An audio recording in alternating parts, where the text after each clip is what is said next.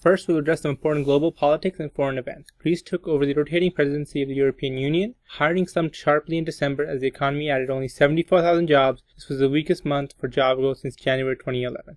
French President triumphed a pro-business agenda of tax and spending cuts to revive France's anemic economy. Chinese capital was shrouded in dangerous smog, cutting visibility down to a few hundred meters. President Obama has ordered curb on the use of bulk data collection by U.S. intelligence agencies, saying civil liberties must be respected. Serbia has started formal accession talks with the EU with the goal of joining the 28-nation bloc. In the economic and company news front, marijuana sales exceeded $1 million on the first day in Colorado. Senate confirms Janet Yellen as the Federal Reserve Chair. European Central Bank last week indicated that it is leaning towards more quantitative easing if the Eurozone recovery shows signs of faltering. Struggling department store JCPenney said it will close 33 underperforming stores and slash 2,000 jobs. In a measure, it says it will generate annual savings of $65 million. China's economy grew at its slowest pace in 13 years in 2012. GE has confirmed that it has placed an order for 40 Boeing planes worth $4 billion. The Federal Reserve has already reduced its monthly bond buying from $85 billion to $75 billion and is expected to cut it back by a further $10 billion in February. Now on to recent equity offering. We'll begin with the IPO market. Some large IPOs from the past week included EP Energy, RSP Persman, CHC Group. On the graph shows the IPO execution for the last 12 months. As we can see, 2013 was one of the best years for IPOs in recent memory, and 2014 is off to a great start as well. There has also been some large secondary offerings in the last 2 weeks, including Altisource and Residential and Cvent. Additional details on the 2 large IPO and SPOs. EP Energy produces oil and gas products. They will use the net proceeds from this offering to redeem and repay outstanding debt and to pay management fees. Altisource Residential focuses on acquiring, owning, and managing single-family residential properties in the U.S. Net proceeds from this offering will be mainly used to purchase non-performing and sub-performing residential mortgage loans. Recent debt issued. One of the largest ones being InBev, which sold $5.25 billion of bonds in 6 parts to help fund its purchase of South Korea's Oriental Brewery Company. InBev is regaining control of Oriental Brewery, which became Asia's nation's biggest brewery under KKR and Company. On convertible bond front, Sona sells $510 million in convertible bonds. Sona is a Spanish conglomerate group dedicated to civil engineering, construction, and infrastructure. This move helps to improve their risk profile by helping retire some 7.4 billion euros of net debt, largely in bank loans. HBC Holdings is the sales sole global coordinator, with other banks acting as joint bookrunners. There are some investment banking news between January 9th to 23rd. Christine Meissner, head of Global Investment Bank at Bank of America Corporation, Meissner said global merger and acquisition were to accelerate this year. Bank of Montreal hired a man from Canada Pension Plan Investment both as a financial service analyst to replace John, who is leaving the latter's investment banking unit to join his family's firm. Citigroup Incorporated, Mexico Investment Banking chief said the company is aiding staff to meet rising demand for advisory service on mergers, acquisitions, and equity insurance in the Latin American nation. In January 21st, Citigroup will expand its term by 10% to 20% this year. Goldman Sachs Group Incorporated, co-head of investment banking in Brazil, is Fabio. He will leave the company 10 months after taking the job. John, who heads the merger and acquisitions advisory business at Blackstone Group, said their involving technology company will increase this year amid rising confidence in corporate bond loans.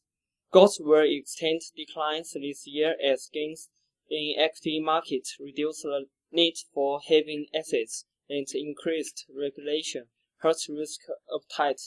According to Morgan Stanley, which wrote it is billion forecast. This year target was cut 12% to 1,160 an ounce. We have no news about regulatory and accounting development. There are some tax developments. IFRS, the International Financial Reporting Standards, they have many requirements for companies. Companies should measure their income statement based on tax law. Internal Revenue Service reduce and capitalize expenditures that is related to tangible property. Also, the final regulations are similar to 2011 temporary regulations.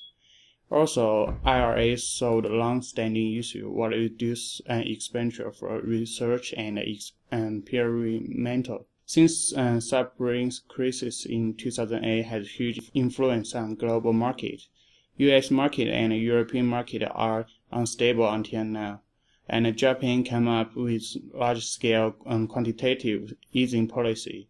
U.S., European, and Japanese currency decreased. China market and Hong Kong market are regulated by government, so they are more stable, and the Chinese currency and Hong Kong currency increased. For commodities, precious metals always can keep value under different situations of market, so people tends to keep as much as possible precious metals such as gold, silver in their hand. That is why the graph keeps increasing. US dollar is the most important currency in the world, and it is unstable. The price of daily goods is unpredictable under these inflations. And this week in mergers and acquisitions, we have a table here outlining the most large and notable deals throughout the last 2 weeks. The most active buyers and investors have been Suntory Holdings, the Carlyle Group, Google, Lenovo, and China Goldstone Mining Development. The mergers and acquisition statistics for the last 2 weeks worth of deals, the total deal value is $65 billion. The average deal value being right around $230 million per deal, and total premiums ranging from 14 to 18%. When we look at this globally, the transaction by region is highest in Asia, closely followed by the United States and Canada, and trailing is Europe. We're not seeing too much going on in Africa or in Latin America. Mergers and acquisitions, transactions by sector. We look at this and we see financials are the highest throughout the last 2 weeks, closely followed by industrials and materials, consumer discretionary, and information technology and healthcare, all right around 40 deals within the last 2 weeks. The featured M&A deal of the last weeks have been Japan's Suntory Limited purchases Jim Beam Bourbon for right around $16 billion. This is a 25% premium to their stock price because they'll be paying $83.50 per share, and when the deal was announced, their stock closed at $66.97. This, of course, is a rather high premium, which is creating a lot of interest in this deal. Additional developments in M&A include the Carlyle Group acquires Johnson & Johnson's Orthopedic Clinical Diagnostic Lab, and Google acquires Nest Labs, which they do is high-tech thermometers, and they're a tech startup based out of Palo Alto. Analysts remain optimistic for mergers and acquisitions for 2014, primarily due to 5 different factors. The first of which being favorable credit markets and lending have increased leverage limits for private equity firms and also different corporations. Low interest rates, increased cash reserves, a large number of private equity firms seeking liquidity, and strong stock market performance.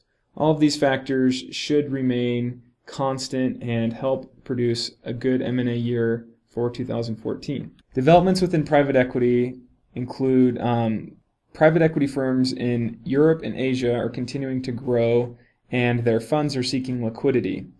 This is primarily due to favorable debt markets, and it is assumed that it will continue to grow and be a good year for sponsors. Development in the hedge fund space.